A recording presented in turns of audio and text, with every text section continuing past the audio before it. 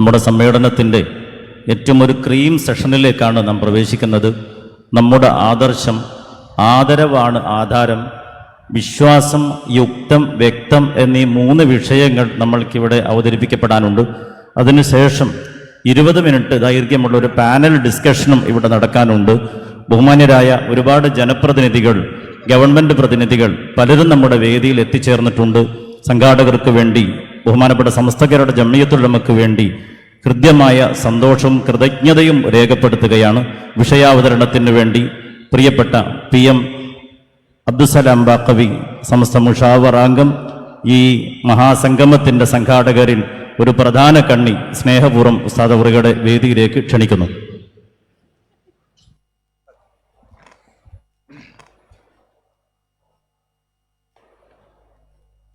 അസ്സലാമു അലൈക്കും വറഹ്മത്തുള്ളാഹി.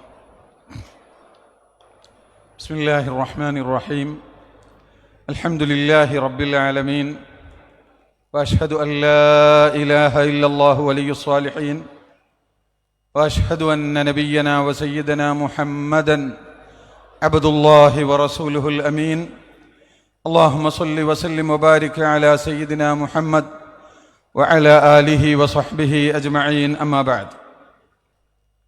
ഏറ്റവും ആദരണീയരായ പണ്ഡിതന്മാരെ, നേതാക്കളെ, പ്രിയപ്പെട്ട സുഹൃത്തുക്കളെ, വളരെ വൈകിയ സമയമായതുകൊണ്ട് വളരെ പ്രധാനപ്പെട്ട ചില പോയിന്റുകൾ മാത്രം പറഞ്ഞുകൊണ്ട് നമ്മുടെ ആദർശം എന്ന വിഷയത്തിൽ നമുക്ക് പഠിക്കാൻ ഉതകുന്ന വിധത്തിലുള്ള ചില മുതൂനുകൾ മാത്രം പറഞ്ഞുകൊണ്ട് ഞാൻ വേഗം അവസാനിപ്പിക്കാം.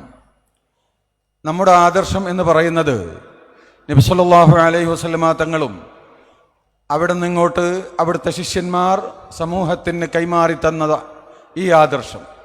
നാം എന്ന് പറഞ്ഞതുകൊണ്ട് ഉദ്ദേശിക്കുന്നത് ആ നാം ആണ്.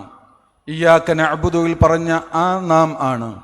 ഇയ്യാക നസ്തഈനിൽ പറഞ്ഞ ആ നാം ആണ്. ഇഹ്ദിനസ് സിറാത്തൽ മുസ്തഖീമിൽ പറഞ്ഞ ആ നാം ആണ്. ആ ആദർശം എന്താണ്? അത് പരിശുദ്ധ ഖുർആനിനെ വ്യക്തമായി നാം മനസ്സിലാക്കുമ്പോൾ, വളരെ ചുരുക്കി പറയുകയാണെങ്കിൽ, പരിശുദ്ധ ഖുർആനിൻ്റെ ആദ്യത്തെ 2ാമത്തെ സൂറത്തിലെ 1ാമത്തെ ആയത്തിൽ, അല്ലെങ്കിൽ അതിനോട് അടുത്ത ആയത്തിൽ വളരെ കൃത്യമായി പറഞ്ഞ ഒരു പോയിന്റ് ഉണ്ട്. അലിഫ് ലാം മീം ദാലിക്കൽ കിതാബ് ലാ റൈബ ഫീഹി ഹുദൽ ലിൽ മുത്തഖീൻ അല്ലദീന യുഅ്മിനൂന ബിൽ ഗൈബി വയുഖീമൂനസ് സ്വലാത്ത വമിമ്മാ റസഖ്നാഹും യുൻഫിഖൂൻ.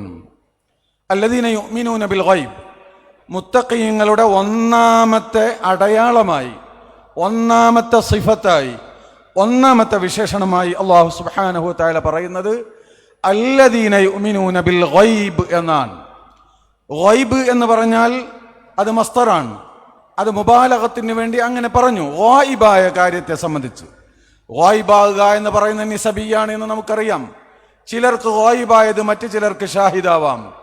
ഇന്ന് നാം മനസ്സിലാക്കുന്ന പലതും, നാം മനസ്സിലാക്കാത്ത പലതും ശാസ്ത്രജ്ഞന്മാർ മനസ്സിലാക്കിയിട്ടുണ്ട്. അവർക്കത് അവരുടെ കണ്ണുകൊണ്ടോ അല്ലെങ്കിൽ ടെലസ്കോപ്പുകളെ കൊണ്ടോ മറ്റു വസ്തുക്കളെ കൊണ്ടോ അവർ കണ്ടതാണ്. അപ്പോൾ ഇത് ആപേക്ഷികമാണ്. എന്നാൽ എന്താണ് ഈ ഗൈബ്? പരിശുദ്ധ ഖുർആൻ ഉദ്ദേശിച്ച ഗൈബ് ബഹുമാനപ്പെട്ട ഇമാം റാഗിബുൽ ഇസ്ഫഹാനി തങ്ങൾ പറയുന്നുണ്ട്, ഈ ഗൈബ് എന്ന് പറഞ്ഞതുകൊണ്ട് ഉദ്ദേശിക്കുന്നത് അൽ മുറാദു ബിൽ ഗൈബി മാ ലാ യഖഉ തഹ്തൽ ഹവാസ്. വളരെ ശ്രദ്ധിക്കണം. മാ ലാ യഖഉ തഹ്തൽ ഹവാസ് വലാ തഖ്തളീഹി ബിദായത്തുൽ ഉഖൂൽ വഇന്നമാ യുഅലമു ഇമ്മാ ബിവാസിതതി ഇൽമിൻ മാ ഔ അൽ ഇസ്തിശ്ഹാദി ബിഹി അലൈഹി വഇമ്മാ ബിഖബരി സ്സാദിഖി വഹുവ അല്ലദീ ദഫഅഹു ഖൗമുൻ ഫലസിമഹും ഇസ്മുൽ ഇൽഹാദ് ലിഅന്ന അൽ ഇൽഹാദ ദഫഉ അഖ്ബാരിൽ ഗൈബ്. തഫ്സീർ റാഗിബുൽ ഇസ്ഫഹാനി മഹാനവറുകൾ പറയുകയാണ്, മാ ലാ യഖഉ തഹ്തൽ ഹവാസ്, പഞ്ചേന്ദ്രിയങ്ങളെ കൊണ്ട് അതിനെ ദർശിക്കാൻ സാധ്യമല്ല. വലാ തഖ്തളീഹി ബിദായത്തുൽ ഉഖൂൽ, പ്രത്യക്ഷത്തിൽ ബുദ്ധി കൊണ്ട് ആലോചിച്ചാലും അതിനെ മനസ്സിലാക്കാൻ സാധ്യമല്ല. പെട്ടെന്ന് ബദാഹത്ത് കൊണ്ട് മനസ്സിലാക്കാൻ സാധ്യമല്ല. വഇന്നമാ യുഅലമു, പിന്നെ അതിനെ അറിയപ്പെടുക, ഇമ്മാ ബിവാസിതതി ഇൽമിൻ മാ, അതിന് പറ്റുന്ന ഏതെങ്കിലും ഒരു ശാസ്ത്രത്തെ ഉപയോഗപ്പെടുത്തണം, ഏതെങ്കിലും ഒരു ഇൽമിനെ അതിനുവേണ്ടി ഉപയോഗപ്പെടുത്തണം. അവൽ ഇസ്തിശ്ഹാദി ബിഹി അലൈഹി, അല്ലെങ്കിൽ അതുകൊണ്ട് തെളിവെടുക്കണം. ഇങ്ങനെ രണ്ടാലൊരു രൂപത്തിലാണ് അറിയുക. മൂന്നാമത്തെ രൂപം കൂടി അതിനുണ്ട്. സാദിഖും മസ്തൂഖുമായ അള്ളാഹുവിന്റെ അമ്പിയാക്കളും അതുപോലെയുള്ള ആളുകളും പറയുക. ഈ 3 തരത്തിലുള്ള ഗൈബ് കൊണ്ടും വിശ്വസിക്കണം. ശാസ്ത്രീയമായി തെളിഞ്ഞതാണെങ്കിൽ അത് അംഗീകരിക്കണം, ബുദ്ധിയുള്ളവർ അത് അംഗീകരിക്കും. വിശ്വസിക്കാൻ പറ്റിയതാണെങ്കിൽ അത് അംഗീകരിക്കും, അതുപോലെ അംഗീകരിക്കാൻ പറ്റിയത് അംഗീകരിക്കും, അല്ലെങ്കിൽ അതുപോലെ തെളിവെടുത്തുകൊണ്ട് സാധിക്കുന്നത് അംഗീകരിക്കും. മൂന്നാമത്തെ ഒന്നും ഗൈബിൽപ്പെട്ടതാണ്. അത് ശാസ്ത്രജ്ഞന്മാര് ഇതുവരെ കണ്ടെടുത്തിട്ടില്ല എന്നതുകൊണ്ട് അത് ഇല്ല എന്ന് പറയാൻ സാധ്യമല്ല. അത് ഗൈബായി നിങ്ങൾക്ക് നിലനിൽക്കുന്നുവെങ്കിലും അതിനെ അറിയാനും കാണാനും കഴിയുന്നവരാണ് അള്ളാഹുവിന്റെ അമ്പിയാക്കൾ. അവര് സാദിഖീങ്ങളും മസ്തൂഖീങ്ങളുമാണ്. അവര് പറഞ്ഞാലും അംഗീകരിക്കണം. എന്നിട്ട് പറയുന്നു വഹുവല്ലദീ ദഫഅഹു ഖൗമുൻ. ഈ മൂന്നാമത്തെ ഇനത്തെയാണ് ഒരു വിഭാഗം തള്ളിയത്, പുത്തനാശയക്കാർ തള്ളിയത്, ഹദാസിയീനും മുബ്തദിഈങ്ങളും തള്ളിയത്. അവർക്ക് ശാസ്ത്രം പറഞ്ഞാൽ വിശ്വസിക്കാൻ അവരൊക്കെയാണ്. ഒരു മുഅ്ജിസത്ത് പറയുമ്പോൾ ഇത് ശാസ്ത്ര നിരീക്ഷണത്തിന് ഗവേഷണത്തിന് വിധേയമാണോ, എന്റെ ബുദ്ധിക്ക് അംഗീകരിക്കാൻ പറ്റുമോ, എങ്കിൽ അംഗീകരിക്കാൻ അവർ ഒരുക്കമാണ്. അള്ളാന്റെ റസൂല് പറഞ്ഞു എന്നതുകൊണ്ട് വിശ്വസിക്കാൻ ഒരുക്കമല്ല. അതാണ് തഫ്സീറിൽ പറയുന്നത് വഹുവല്ലദീ ദഫഅഹു ഖൗമുൻ. ഇതിനെയാണ് ഒരു വിഭാഗം ആളുകൾ എതിർത്തത്. ഫലസിമഹും ഇസ്മുൽ ഇൽഹാദ്. അവർക്ക് ഇൽഹാദ് എന്ന പേര് വന്നു. ഇൽഹാദിന്റെ തുടക്കം അവിടെയാണ്. അത് ഇൽഹാദിന്റെ തുടക്കമാണ് ഇൻഷാ അല്ലാഹ്. ലിഅന്നൽ ഇൽഹാദ, ഇൽഹാദ് എന്ന് പറഞ്ഞാൽ ദഫ്ഉ അഖ്ബാരിൽ ഗൈബ്, ഗൈബിന്റെ അഖ്ബാറുകളെ ദഫ്ഉ ചെയ്യലാണ്. അത് തന്റെ ബുദ്ധിക്ക് ഉൾക്കൊള്ളാൻ കഴിയില്ല എന്നതിന്റെ പേരിൽ തള്ളിക്കളയലാണ്. ഒരു കാര്യം വിശ്വസനീയമല്ലാതെ ലഭിച്ചാൽ നമുക്ക് തള്ളിക്കളയാം. വിശ്വസനീയമായി ലഭിച്ചൊരു കാര്യം അത് തന്റെ ബുദ്ധിക്ക് നിരക്കാത്തതാണ് എന്നതുകൊണ്ട് തള്ളിക്കളയൽ മുത്തഖീങ്ങളുടെ ഒന്നാമത്തെ സിഫത്ത് അവർക്കില്ല. അതുകൊണ്ട് മുബ്തദിഈങ്ങൾ, ഇതിനെ തള്ളുന്ന ആളുകൾ, അവർ മുത്തഖീങ്ങളുടെ ഒന്നാമത്തെ സിഫത്തിനെ നഷ്ടപ്പെടുത്തിയവരാകുന്നു. അള്ളാഹു കാത്തു രക്ഷിക്കുമാറാവട്ടെ. ഇനി നിങ്ങൾ നോക്ക്, എന്താണ് ഈ ഗൈബ്? ഇനിയും നമുക്ക് പറയാം. ഈ ഗൈബ് എന്ന് പറഞ്ഞതുകൊണ്ട് ഗൈബിയായ മുഗയ്യബായ ഒരു കാര്യം മാത്രമല്ല ഉദ്ദേശിക്കുന്നത്. അതോടൊപ്പം അസ്ബാബുകൾ, മുഗയ്യബായ അഭൗതികമായ പഞ്ചേന്ദ്രിയങ്ങളെ കൊണ്ടോ നമ്മുടെ ബുദ്ധി കൊണ്ടോ കാരണമായി മനസ്സിലാക്കാൻ കഴിയാത്ത കുറെ അസ്ബാബുകളുണ്ട്. ഇതും ഗൈബാണ്. ഖുർആൻ ആ സൂറത്തിന്റെ പേര് തന്നെ സൂറത്തുൽ ബഖറ എന്നാണ്. പരിശുദ്ധമായ സൂറത്തുൽ ബഖറയുടെ അകക്കാമ്പാണ് ഗൈബ് കൊണ്ട് വിശ്വസിക്കുക എന്ന് പറയുന്നത്. അതുകൊണ്ടാണ് അതിന് സൂറത്തുൽ ബഖറ എന്ന് പേരിട്ടത്. എന്താ ബഖറയുടെ ചരിത്രം? ഒരാൾ മരിച്ചപ്പോ വേറെ ഒരു പശുവിനെ കൊന്നിട്ട് ആ പശുവിന്റെ ഒരൽപ്പം എടുത്തിട്ട് ഈ മയ്യത്തിനെ അടിക്കാൻ പറയാണ്, എന്നിട്ട് ഹയാത്താവുക. ഇത് ഏത് ശാസ്ത്രം കൊണ്ടാണ് തെളിയിക്കാൻ പറ്റുക? ഏത് ശാസ്ത്രം കൊണ്ടാണ്, ഏത് ബുദ്ധി കൊണ്ടാണ് ഇത് അംഗീകരിക്കാൻ പറ്റുക? സൂറത്തുൽ ബഖറയുടെ അകക്കാമ്പ്, അതിന്റെ ലുബ് ഗൈബ്, അത് അസ്ബാബാവട്ടെ അല്ലെങ്കിൽ മുസബ്ബബാവട്ടെ, ഏതായാലും ഗൈബ് കൊണ്ട് വിശ്വസിച്ചു കൊള്ളണം. അതില്ലാത്തവൻ അത് ഞാൻ കണ്ടതേ വിശ്വസിക്കുള്ളൂ, അതിൻ്റെ ഒപ്പുറമൊന്നും ഞാൻ വിശ്വസിക്കില്ല എന്ന് പറഞ്ഞാൽ അവനെ യഥാർത്ഥ മുത്തഖിയായി കാണാൻ പറ്റില്ല എന്ന് ഒന്നാമത്തെ സൂറത്തിൽ, അഥവാ ഫാത്തിഹയ്ക്ക് ശേഷമുള്ള ഒന്നാമത്തെ സൂറത്തിൽ ആദ്യത്തെ ആയത്തിൽ തന്നെ അല്ലാഹു തആല പഠിപ്പിക്കുകയാണ്. അതുകൊണ്ടാണ് ആ സൂറത്തിന് പേരെന്നെ വെച്ചത്. ഇനി നിങ്ങൾ ആ സൂറത്തിലെ ആയാത്തുകൾ ഇങ്ങനെ എടുത്തു നോക്ക്, അവിടെ കാണാം വൈദ് ഖതൽതും നഫ്സൻ ഫദ്ദാറഅതും ഫീഹാ, അത് നമ്മൾ പറഞ്ഞു. ഇനി വൈദ് ഇസ്തസ്ഖാ മൂസ ലിഖൗമിഹി ഫഖുൽന ളിബ് ബിഅസാക്കൽ ഹജർ, ഒരു വടി കൊണ്ട് ഒരു പർവ്വതത്തിൽ അടിച്ചിട്ട് വെള്ളം കൊണ്ടുവരുന്ന പരിപാടി ഏത് ശാസ്ത്രത്തിലാണ് ഉള്ളത്? അത് സബബാണ്, ഗൈബിയായ സബബാണ്, അഭൗതികമായ സബബാണ്. അസ്ബാബിന്റെ കൂട്ടത്തിലും അഭൗതികങ്ങളുണ്ട്. അതിനെ അംഗീകരിച്ചെങ്കിലേ മുസ്ലിം ആവുള്ളൂ. ഒരു മുസ്ലിമിന്റെ ആദ്യത്തെ അടയാളം അതാണ്. ഇനി നോക്ക്, വറഫഅനാ ഫൗഖഹും തൂർ പർവ്വതത്തെ അവരുടെ തലയിൽ ഉയർത്തി. ഇത് ഏത് ശാസ്ത്രം കൊണ്ട് അംഗീകരിക്കാൻ പറ്റുക? അതുപോലെ ഒരാള് സ്വർണത്തിന്റെ പശു ഉണ്ടാക്കി.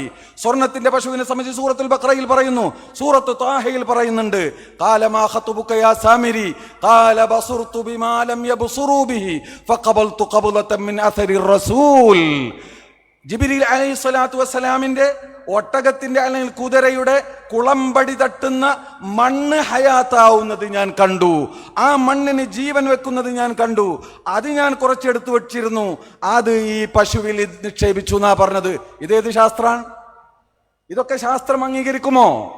അപ്പോ വസ്തുക്കൾ മുഗയ്യബായ മുസബ്ബബ് മാത്രമല്ല, അള്ളാഹുവും ബഅസും ജന്നത്തും സിറാത്തും ഇതൊക്കെ മാത്രമല്ല, ഇവിടെ നടക്കുന്ന കാര്യങ്ങളിലും ഗൈബിയായ അസ്ബാബുകൾ ഉണ്ടെന്ന് അംഗീകരിക്കുക എന്നത് മുത്തഖിയുടെ നിർബന്ധമായ ഒന്നാമത്തെ വിശേഷണമാണ് എന്നാണ് സൂറത്തുൽ ബഖറയിൽ പറയുന്നത്. അതുപോലെ ഈ അസ്ബാബുകളിൽ നല്ലതുണ്ട്, ചീത്തയുണ്ട്. സൂറത്തുൽ ബഖറയിൽ സിഹറിനെ സംബന്ധിച്ച് പറയുന്നുണ്ട്, അത് ഗൈബിയായ സബബാണ്, അത് ചീത്ത സബബായിരിക്കാം, പക്ഷേ അത് ഗൈബിയായ അഭൗതികമായ സബബാണ്, അതിനെയും തള്ളിക്കളയാൻ പറ്റൂല. അതുകൊണ്ട് അൽ ബഖറ സൂറത്തിൽ തന്നെ ആ വിഷയം കൂടി പറഞ്ഞത്. അങ്ങനെ ഞാനിങ്ങനെ നീട്ടി പറയുന്നില്ല. ഇനി നിങ്ങൾ പരിശോധിച്ചാൽ എണ്ണി ആയത്തുകൾ നമുക്ക് പറയാൻ പറ്റും. അതിലൊക്കെ അള്ളാഹു വിശദീകരിക്കുന്നത് ഗൈബിയായ അസ്ബാബുകളെ സംബന്ധിച്ചാണ്. 100 വർഷം മരിച്ച ആളെ അലം തറയിലല്ലദീന ഖറജു മിൻ ദിയാരിഹിം എന്ന് പറഞ്ഞു ഫഅമാതഹുല്ലാഹു മിഅത ആം, അതും സൂറത്തുൽ ബഖറയിലുണ്ട്. കൈഫ തുഹ്യിൽ മൗത, അതും സൂറത്തുൽ ബഖറയിലുണ്ട്. അതുപോലെ ഇനി ഇതിന് സമാനമായി ഇതുപോലെയുള്ള ഹദീസുകൾ, മേറാജിന്റെ ഹദീസ് വരുന്നപ്പോ, മേറാജിന്റെ സംഭവം വന്നപ്പോ അത് എന്റെ ബുദ്ധിക്ക് ഉൾക്കൊള്ളുമോ എന്ന് ചോദിച്ചാൽ അവൻ മുസ്ലിമല്ല. റസൂലുള്ള അത് പറഞ്ഞാൽ അത് അംഗീകരിച്ചു കൊള്ളണം. അങ്ങനെ വിശ്വസനീയമായി കിട്ടിയാൽ അത് അംഗീകരിക്കണം. അപ്പോൾ നമുക്ക് ഉൾക്കൊള്ളാൻ പെട്ടെന്ന് ആദത്തിന് എതിരായ ഒരു സംഗതി കാണുമ്പോൾ, ആ രൂപത്തിലുള്ള അഭൗതികമായ ഒരു സബബിനെ നമ്മൾ കാണുമ്പോൾ അത് എൻ്റെ ബുദ്ധിക്ക് ഉൾക്കൊള്ളാൻ കഴിയുന്നില്ല. ഇത് വിഡ്ഢിത്തമാണ്, സഫാഹത്താണ്, ഇതൊക്കെ അന്ധവിശ്വാസമാണ് എന്ന് പറഞ്ഞ് തള്ളുന്നത് ഇസ്ലാമല്ല. ആ പറഞ്ഞാള് വിശ്വാസയോഗ്യനല്ല, അതുകൊണ്ട് ഞാൻ അംഗീകരിക്കുന്നില്ല എന്ന് പറഞ്ഞാൽ കുഴപ്പമില്ല, അത് വേറെ വിഷയം. പക്ഷെ ഇത് എൻ്റെ ബുദ്ധിക്ക് ഉൾക്കൊള്ളാൻ കഴിയുന്നില്ല, ഇത് അശാസ്ത്രീയമാണ് എന്ന് പറഞ്ഞ് തള്ളുന്നത് ഇസ്ലാമല്ല എന്നാണ് സൂറത്തുൽ ബഖറ പഠിപ്പിക്കുന്നത്. സുന്നത്ത് ജമാഅത്തിന്റെ അടിസ്ഥാന ആധാരമാണ്. ഈ നിലക്ക് അല്ലാഹു സുബ്ഹാനഹു വ തആല ആ വിധത്തിൽ അല്ലാഹ് പറഞ്ഞു, റസൂലുള്ള പറഞ്ഞു, വിശ്വാസയോഗ്യമായി കിട്ടി, ഞാൻ അംഗീകരിച്ചു. അതാണ് ഈമാൻ. ഈമാനിന്റെ അടിത്തറ അവിടെയാണ്. അതുകൊണ്ടാണ് അല്ലദീന യുഅ്മിനൂന ബിൽ ഗൈബി എന്ന് പറഞ്ഞു തുടങ്ങി ഔദുൻ അലാ ബദ് എന്ന് പറഞ്ഞ പോലെ എങ്ങനെ തുടങ്ങിയോ അങ്ങനെ അല്ലാഹു അവസാനിപ്പിക്കുന്നു.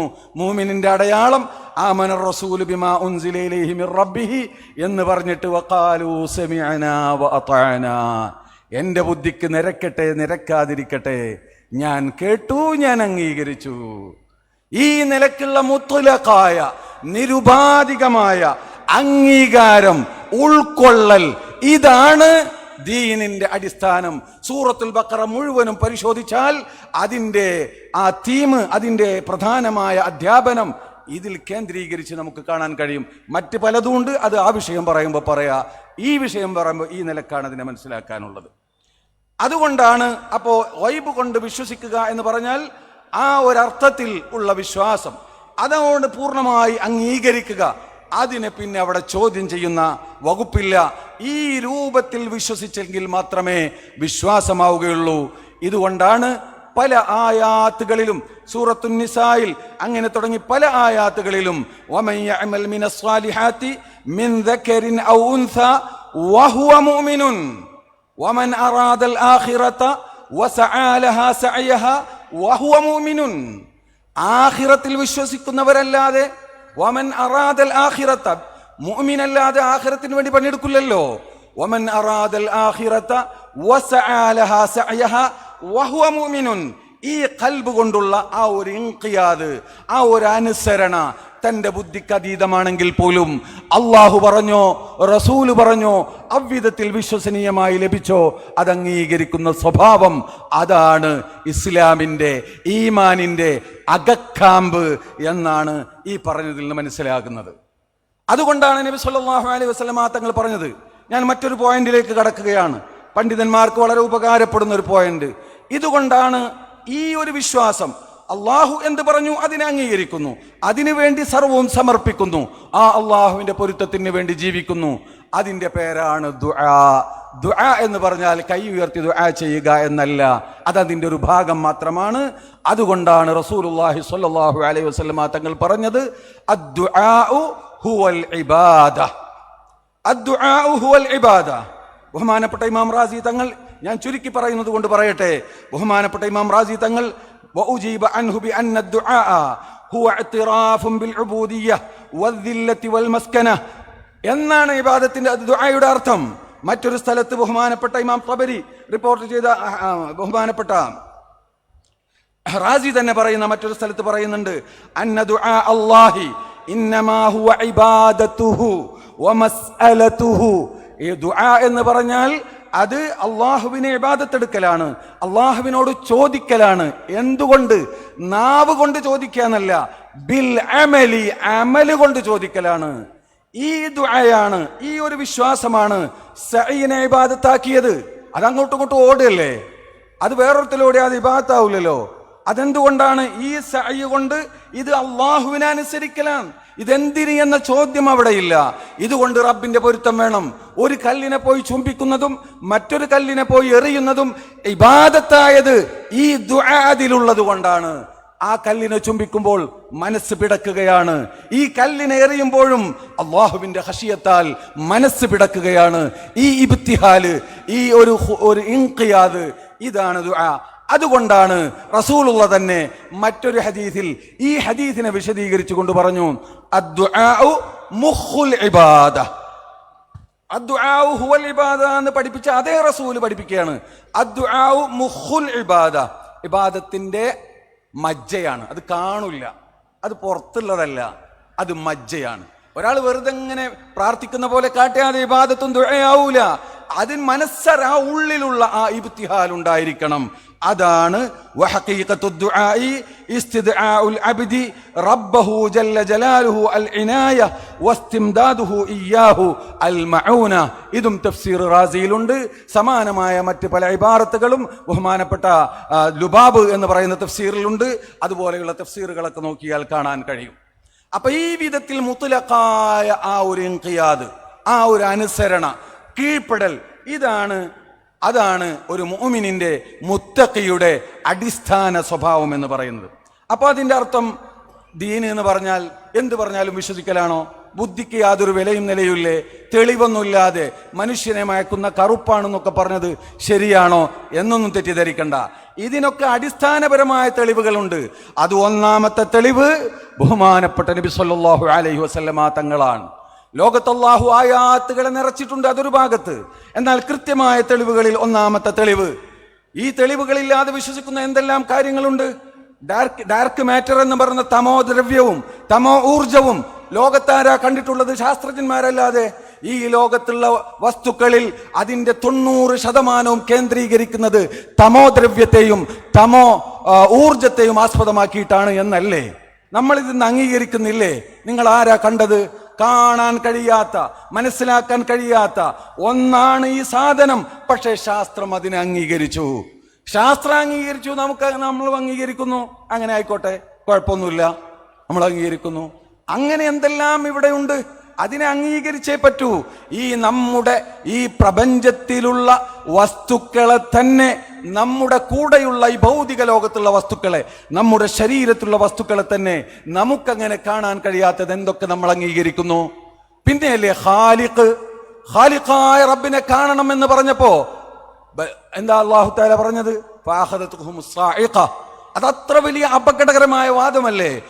സ്വന്തം ശരീരത്തെ കാണാൻ കഴിയാത്ത മനുഷ്യൻ, തമോദ്രവ്യത്തെ കാണാൻ കഴിയാത്ത മനുഷ്യൻ, സൂക്ഷ്മ ജീവികളെ കാണാൻ കഴിയാത്ത മനുഷ്യൻ ഖാലിഖായ റബ്ബിനെ കാണണമെന്ന് പറഞ്ഞാൽ അതെത്ര വലിയ വിഡ്ഢിത്തമാണ്. അതുകൊണ്ടാണ് അള്ളാഹു അതിനെ വളരെ ഗൗരവത്തിൽ പറഞ്ഞത്. വഖാലല്ലദീന ലാ യഅലമൂന ലൗലാ യുകല്ലിമുനല്ലാഹ് ഔ തഅതീന ആയ. ഖാലല്ലദീന ലാ യഅലമൂൻ, ഒരു വിവരമില്ലാത്തവരെ അങ്ങനെ പറയുള്ളൂ.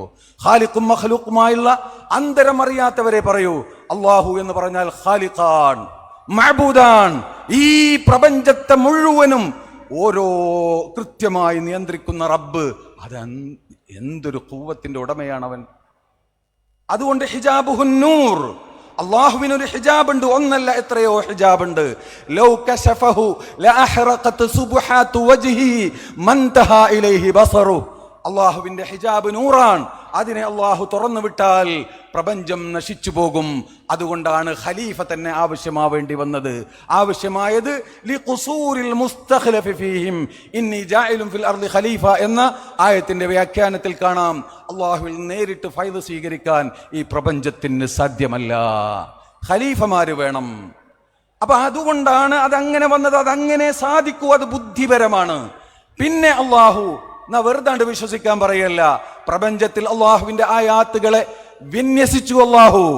അതോടൊപ്പം അള്ളാഹുവിന്റെ റസൂൽ, ആ റസൂലിന്റെ ജീവിതം ആദ്യം മുതൽ അവസാനം വരെ അവരുടെ ഓരോ ഹറകാത്തും ബറാഹീനു ഖാത്തിഅ, അത് ശക്തമായ തെളിവുകളല്ലേ, അത് നിഷേധിക്കാൻ കഴിയാത്ത തെളിവുകളല്ലേ.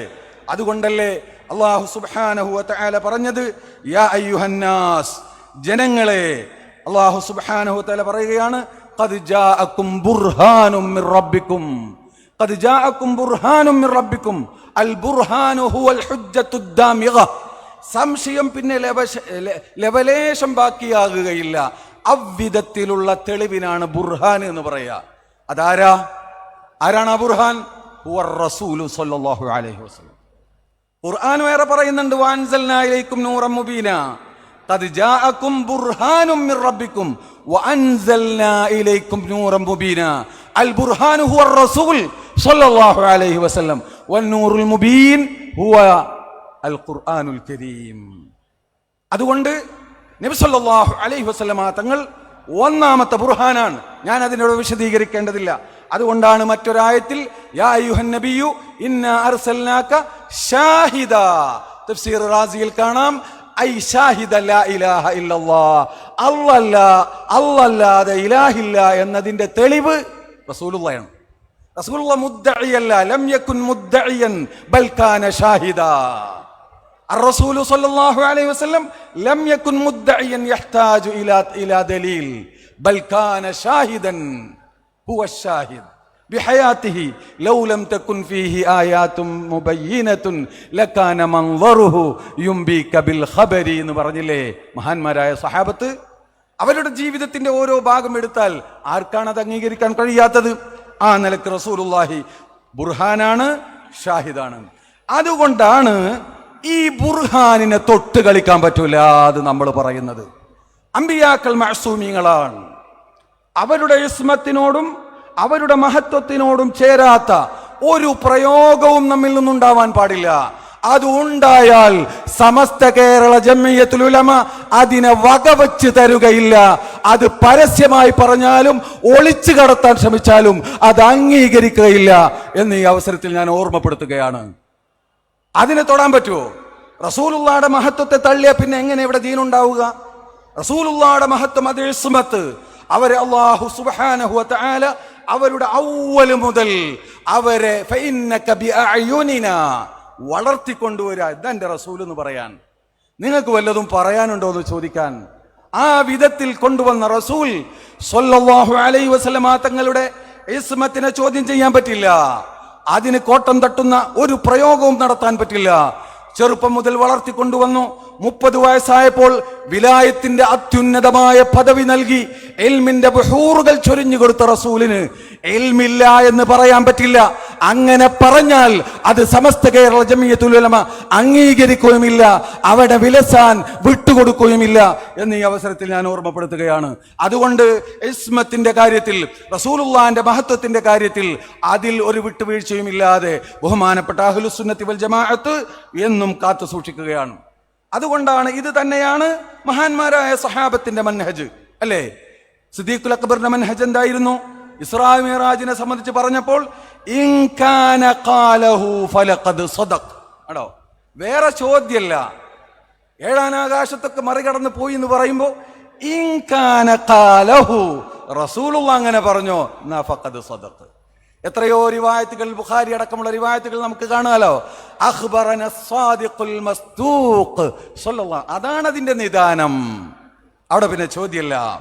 അതല്ലാതെ കുറെ ആളുകൾ ഇപ്പൊ വന്നിട്ട് പല സ്ഥലങ്ങളിലും രാജ്യം, ഇവിടെയുണ്ട്, പുറത്തുണ്ട്, ഈജിപ്തിലുണ്ട്, സൗദിയിലുണ്ട്, പലയിടത്തുണ്ട്. കുറച്ചു കാലമായി തുടങ്ങിയിട്ട് ഏതൊരു ഹദീസ് വരുമ്പോഴും അത് തങ്ങളുടെ ബുദ്ധിക്കും യുക്തിക്കും ശാസ്ത്രത്തിനും നിരക്കുമോ എന്നാ സ്വീകരിക്കുക. അല്ലെങ്കിൽ പിന്നെ എങ്ങനെയെങ്കിലുമൊക്കെ അത് ലൈഫാക്കാൻ നോക്കുക, ബുഖാരിനെ പോലും തള്ളാൻ ശ്രമിക്കുക. ഇതൊക്കെ എത്ര വലിയ അപകടമാണ്. അങ്ങനെ തള്ളിയാൽ അൽ ബഖറയും തള്ളേണ്ടി വരില്ലേ? ഏത് ശാസ്ത്രമാണ് അതിനെ അംഗീകരിക്കുക? അതിന് പൊതുസമൂഹത്തിലേക്ക് ഇട്ടുകൊടുത്തു നോക്ക്, അവരൊക്കെ അതിനെ പരിഹസിക്കും, അതിനെയും തള്ളാൻ നിർബന്ധിതരാകും. അതുകൊണ്ട് ഈ വിധത്തിൽ ഇതിനെ തള്ളാൻ ഒരുങ്ങിയാൽ, ഈ അഭൗതികമായ അസ്ബാബുകളെ തള്ളിയാൽ അത് നുബുവത്തിനെ തള്ളലിലേക്കെത്തും. നുബുവത്തിനെ തള്ളിയാൽ അത് അള്ളാഹുവിനെ നിഷേധിക്കുന്നതിലേക്കെത്തും. അള്ളാഹു കാത്തുരക്ഷിക്കുമാറാവട്ടെ. അതുകൊണ്ടാണ് തഫ്സീർ റാഗിബിൽ പറഞ്ഞത് വഹുവല്ലദീ ദഫഅഹു ഖൗമുൻ ഫനുസിബു ഇലൽ ഇൽഹാദ് എന്ന് പറഞ്ഞു. അപ്പോൾ ഒന്നാമത്തെ ബുർഹാൻ റസൂലുള്ളാഹി സ്വല്ലല്ലാഹു അലൈഹി വസല്ലം തങ്ങളാണ്. ആ ബുർഹാൻ അതിന്റെ ഗൗരവത്തിൽ, അതിന്റെ മഹത്വത്തിൽ ഇവിടെ കാത്തു സൂക്ഷിക്കപ്പെടണം. അതുകൊണ്ടാണ് റസൂലുള്ളാഹി സ്വല്ലല്ലാഹു അലൈഹി വസല്ലമ തങ്ങളുടെ മുന്നിൽ ശബ്ദമുയർത്തി സംസാരിക്കാൻ പോലും പാടില്ലെന്ന് പറഞ്ഞിട്ട് അല്ലാഹു സുബ്ഹാനഹു വ തആല അതിന്റെ തിക്തമായ അതിന്റെ ശിക്ഷ എന്താണെന്നറിയോ? അൻ തഹ്ബത അഅമാലുക്കും ലാ തർഫഉ അസ്വാതക്കും ഫൗക സൗത്തിൻ നബിയ്യി വലാ തജ്ഹറു ലഹു ബിൽ ഖൗലി കജഹരി ബഅദിക്കും ലിബഅദ് അൻ തഹ്ബത അഅമാലുക്കും. റസൂലുള്ളാഹിയുടെ മഹത്വത്തിനെ ഇകഴ്ത്തുന്ന വല്ലതും വന്നാൽ അമല് പൊളിയും.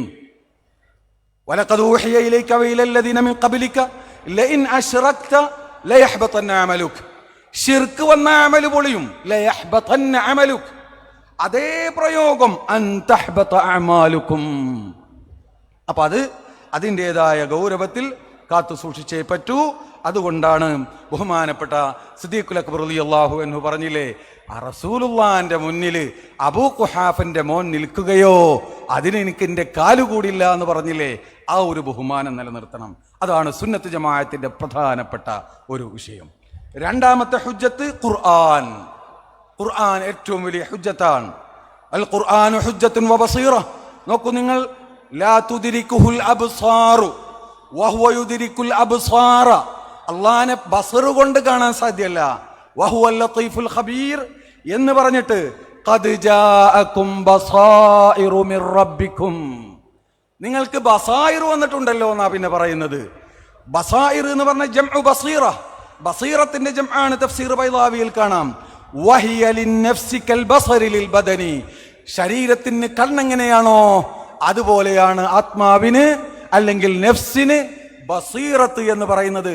കണ്ണുകൊണ്ട് കാണാൻ കഴിയാത്ത റബ്ബിനെ ഖൽബ് കൊണ്ട് നമുക്ക് കാണിച്ചു തരുന്ന ഒരുപാട് ബസായിറുകളുടെ സങ്കേതമാണ്, ഖിസാനത്താണ്, ഖജനാവാണ് ബഹുമാനപ്പെട്ട പരിശുദ്ധ ഖുർആൻ എന്നർത്ഥം. അതൊക്കെ നമുക്ക് വളരെ ബോധ്യപ്പെട്ട കാര്യങ്ങളാണ്. ആ ഖുർആൻ അത് നമ്മുടെ ദുസ്തൂറാണ്, നമ്മുടെ ഭരണഘടനയാണ്. അതോടൊപ്പം അത് ഖിയാമത്ത് നാൾ വരെ നിലനിൽക്കുന്ന മുഅ്ജിസത്താണ്. അതുപോലെ എല്ലാമായ ആ വിശുദ്ധ ഖുർആൻ അതിനെയും തൊട്ട് കളിക്കാൻ പറ്റില്ല. അതിനെ തോന്നിയതുപോലെ പന്ത് കളിക്കുന്ന പോലെ തട്ടിക്കളിക്കാൻ അനുവദിക്കുകയില്ല. പലരും ഡിക്ഷണറി നോക്കിക്കൊണ്ട് ഖുർആൻ വ്യാഖ്യാനിക്കുന്നു, പലരും അതിനനുസരിച്ച് ദീനുണ്ടാക്കുന്നു. മറ്റു പലരും അവർ ഏതോ ചില ഭാഷ പഠിച്ചതുകൊണ്ട് ആ ഭാഷാർത്ഥങ്ങൾ നൽകിക്കൊണ്ട് ഖുർആനിനെ വ്യാഖ്യാനിക്കുന്നു. ഇതെല്ലാം അപകടമാണ്. ലൗ അൻസൽനാ ഹാദൽ ഖുർആന അലാ ജബലിൽ റഅയ്തഹു ഖാശിഅൻ മുതസദ്ദിഅൻ മിൻ ഖശിയത്തില്ലാഹ്. ഖുർആൻ പർവ്വതങ്ങളിൽ ഇറങ്ങിയാൽ പർവ്വതം പിടക്കും എന്നാണ് പറഞ്ഞത്, പർവ്വതം പിളരുമെന്നാണ് പറഞ്ഞത് എന്ന് പറഞ്ഞുകൊണ്ട് ഇമാം റാസി തങ്ങൾ പറയുന്നു, വഅലം നീ അറിയണം അന്നഹു ലമ്മാ വസഫൽ ഖുർആന ബിൽ ഇളം. ഖുർആനിനെ അളമത്ത് കൊണ്ട് അല്ലാഹു വിശേഷിപ്പിച്ചപ്പോൾ, അത് ഈ വിധത്തിൽ ഗൗരവമേറിയതാണെന്ന് വിശേഷിപ്പിച്ചപ്പോൾ വമഅലൂമുൻ നമുക്കറിയാം അന്ന ഇളമ സിഫതി താബിഉൻ ലിഇളമിൽ മൗസൂഫ്. സിഫത്തിന്റെ അളമത്ത് മൗസൂഫിന്റെ അളമത്തിനനുസരിച്ചാണ്. ഖുർആൻ അല്ലാഹുവിന്റെ കലാമാണ്, അല്ലാഹുവിന്റെ സിഫത്താണ്. സിഫത്തിന്റെ അളമത്ത് അതിന്റെ മൗസൂഫായ അള്ളാന്റെ അളമത്തിനനുസരിച്ചാണ്. അതുകൊണ്ട് അത്ബഅദാലിക ബിശറഹി അളമത്തില്ലാഹ് ഫഖാൽ ഹുവല്ലാഹുല്ലദീ ലാ ഇലാഹ ഇല്ലാഹു ആലിമുൽ ഗൈബി വശ്ശഹാദതി ഹുവർ റഹ്മാനുർ റഹീം. 3 ആയത്തുകളെ കൊണ്ട് അല്ലാഹു അള്ളാന്റെ അളമത്ത് വെളിവാക്കുകയാണ്. ആ റബ്ബിന്റെ കലാമാണിത്. ആ കലാമ് നിങ്ങൾ തോന്നിയതുപോലെ വ്യാഖ്യാനിക്കാൻ പറ്റില്ല. ഏതെങ്കിലും ഒരു പരിഭാഷ വായിച്ചു എന്നതുകൊണ്ട് പരിശുദ്ധ ഖുർആനിനെ ദുർവ്യാഖ്യാനം ചെയ്യുന്നത് ഒരിക്കലും അംഗീകരിക്കാൻ സാധ്യമല്ല. അങ്ങനെ വരുമ്പോൾ പിന്നെ എവിടെ നിന്നാണ് അതിന്റെ വ്യാഖ്യാനം കിട്ടുക? ഒന്നാമത്തത് അള്ളാഹുവാണ് ആദ്യം അതിനെ വിശദീകരിക്കേണ്ടത്. ഇന്ന അലൈനാ ജംഅഹു വ ഖുർആന സുമ്മ ഇന്ന അലൈനാ ബയാന. പിന്നീട് രണ്ടാമത് ആ റസൂല് അള്ളാഹുവിൽ നിന്ന് കിട്ടിയ വ്യാഖ്യാനം അനുസരിച്ച് റസൂലുള്ളാഹി വ്യാഖ്യാനിക്കണം. ലിതുബയ്യിന ലിന്നാസി മാ നുസ്സില ഇലൈഹിം എന്ന് പറഞ്ഞത് അതിനാണ്. ആ റസൂല് വ്യാഖ്യാനിക്കുമ്പോൾ പിന്നീട് അത് മനസ്സിലാക്കിയ സഹാബത്തും അതിനാവശ്യമായ ആലാത്തുകളൊക്കെ ഉലൂമുകളൊക്കെ ഒരുമിച്ച് കൂടിയ മഹാന്മാരായ അഇമ്മത്തും പറയണം. അതുകൊണ്ടാണ് വഇദാ ജാഅഹും അംറും മിനൽ അംനി അവിൽ ഖൗഫി അദാഉ ബിഹി വലൗ റദ്ദൂഹു ഇലർ റസൂലി വഇലാ ഉലിൽ അംരി മിൻഹും ലഅലിമഹു അല്ലദീന യസ്തംബിതൂനഹു മിൻഹും. യസ്തംബിതൂൻ ഇസ്തിംബാത്ത് ചെയ്യുക, അതിൻ്റെ ആഴത്തിൽ അതിൻ്റെ ആഴിയിൽ ഒളിഞ്ഞു കിടക്കുന്ന രഹസ്യങ്ങളെ പുറത്തു കൊണ്ടുവരാൻ കഴിവുള്ള പ്രാപ്തരായ പണ്ഡിതന്മാര് കൈകാര്യം ചെയ്യണം എന്ന് ഖുർആൻ തന്നെ പറഞ്ഞത്. അതുകൊണ്ട് അതിലും വിട്ടുവീഴ്ച ചെയ്യാൻ സാധ്യമല്ല. അള്ളാഹുവിന്റെ റസൂലിന്റെ ഇസ്മത്ത് മഹാന്മാരായ അഇമ്മത്ത് മുജ്തഹിദീങ്ങൾ അവരുടെ ആ പാരമ്പര്യം അവർ സ്വീകരിച്ച മാനദണ്ഡങ്ങൾ അതിലൂടെ നമുക്ക് പരമ്പരയായി കിട്ടിയ നമ്മുടെ തുറാസ്, മഹത്തായ തുറാസ്, അതിനെ വിട്ട് കളിച്ചാൽ അപകടത്തിൽ പോകും. കാരണം അള്ളാഹുവിന്റെ തൊട്ടടുത്ത് തന്നെ പറയുന്നത് വലൗലാ ഫദ്ലുല്ലാഹി അലൈക്കും വറഹ്മതുഹു ലത്തബഅതുമുശ് ശൈത്താൻ. ഈ രൂപത്തിലല്ലാതെ ഖുർആനെ നിങ്ങൾ കൈകാര്യം ചെയ്താൽ നിങ്ങൾ പിശാചിനെ പിൻപറ്റും എന്ന്.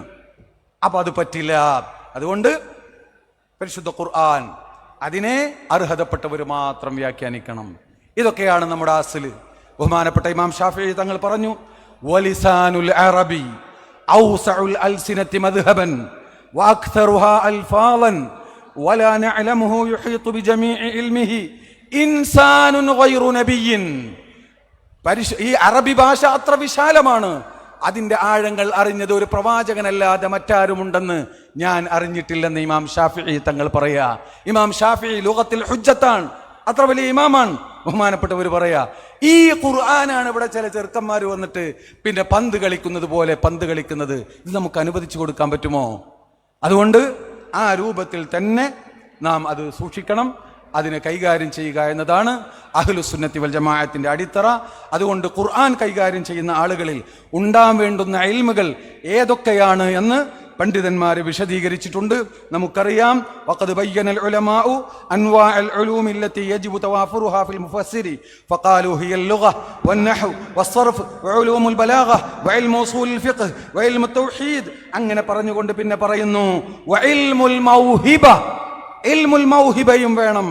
വഹുവ ഇൽമുൻ യൂരിസുഹു അല്ലാഹു തആല ലിമൻ അമില ബിമാ അലിം വലാ യനാലുഹു മൻ ഫീ ഖൽബിഹി ബിദ്അത്തുൻ ഔ കിബ്ർ. കിബ്റിന്റെ ഒരു അംശമോ ബിദ്അത്തിന്റെ ഒരു അംശമോ ഖൽബിലുണ്ടെങ്കിൽ ഖുർആൻ യഥാവിധം മനസ്സിലാക്കാൻ സാധ്യമല്ല.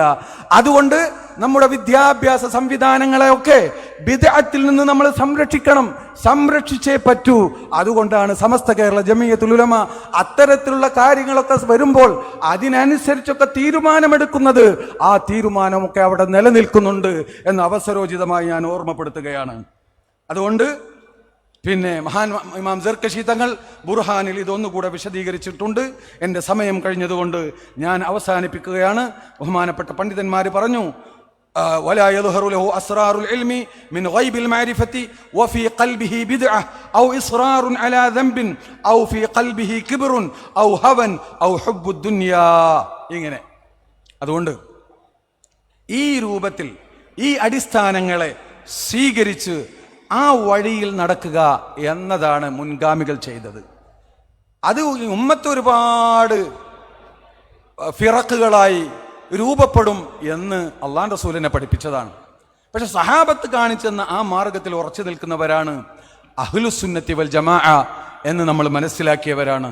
അവരെ സംബന്ധിച്ചാണ് പരിശുദ്ധ ഖുർആൻ പറഞ്ഞത്, യൗമ തബിയല്ലു വജൂഹുൻ വതസ്വദ്ദു വജൂഹ് ആരുടെ മുഖമാണ് വെളുക്കുന്നത്, പ്രകാശിക്കുന്നത്? അത് വുജൂഹു അഹ്ലുസുന്നത്തി വൽ ജമാഅ, അഹ്ലുസുന്നത്തി വൽ ജമാഅത്തിന്റെ മുഖമാണ് പ്രസന്നവും പ്രശോഭിതവുമാവുക എന്ന് നാം മനസ്സിലാക്കിയതാണ്. ഇബ്നു അബ്ബാസ് തങ്ങൾ പറഞ്ഞതാണ്, അല്ലാഹുമ്മ ബയ്യിദ് വുജൂഹനാ വവുജൂഹ വാലിദീന ووجوه مشايخنا وأساتذنا يوم تبيض وجوه وتسود وجوه وآخر دعوانا أن الحمد لله رب العالمين. السلام عليكم ورحمة الله وبركاته.